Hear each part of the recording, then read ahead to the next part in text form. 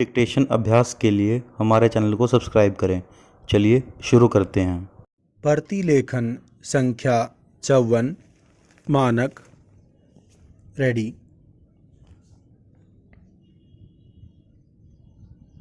Start.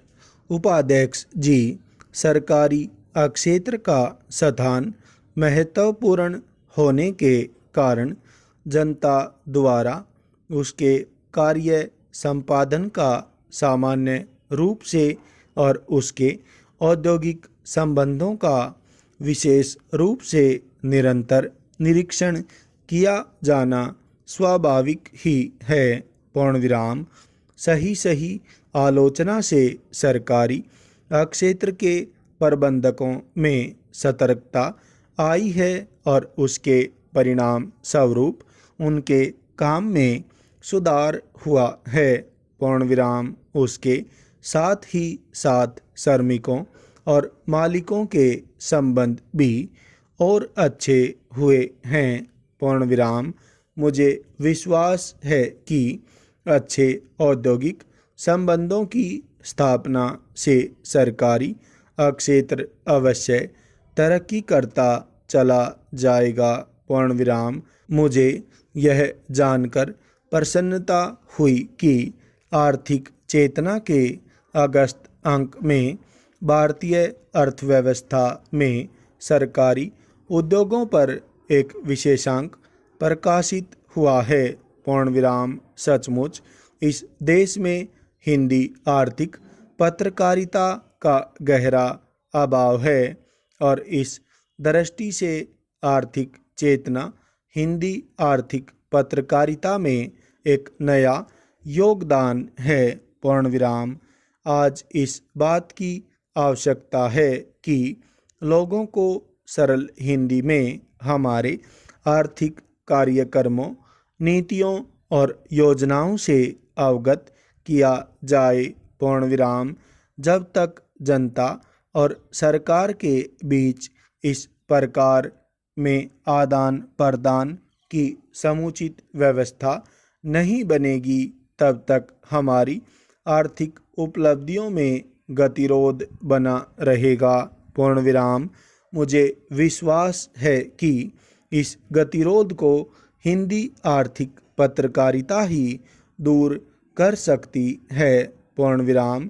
Bharat का हमेशा यह आदर्श रहा है कि मुल्क आज़ाद रहे और प्रजातंत्र कायम रहे। पूर्णविराम। पूंजीपति अर्थव्यवस्था में हम विश्वास नहीं करते जिसमें चंद लोग सारी जनता का शोषण करते हैं। पूर्णविराम। ऐसी अर्थव्यवस्था से देश को कभी भी लाभ नहीं हो सकता। पूर्णविराम। कई देशों में विशेषकर अमेरिका, जर्मनी तथा कुछ हद तक ब्रिटेन में पूंजीवाद सफल रहा है। पूर्णविराम।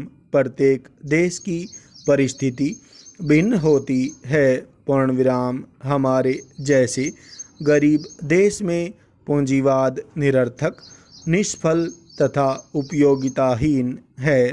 पूर्णविराम। ऐसे देश में जहां पिछड़ापन गहरा पहुंच चुका हो, जहां बेरोजगारी हो, जहां अनपढ़ता हो, जहां करोड़ों बच्चों को शिक्षा उपलब्ध न हो, जहां सबको चिकित्सा सुविधाएं उपलब्ध न हो, वहां श्रेयस्कर यह होगा कि समाज का संचालन ज़्यादा से ज़्यादा शासन के पास ही रहना चाहिए। पूर्णविराम। इन्हीं कारणों से भारतीय संविधान ने हमारे यहाँ मिश्रित अर्थव्यवस्था को स्वीकार किया है।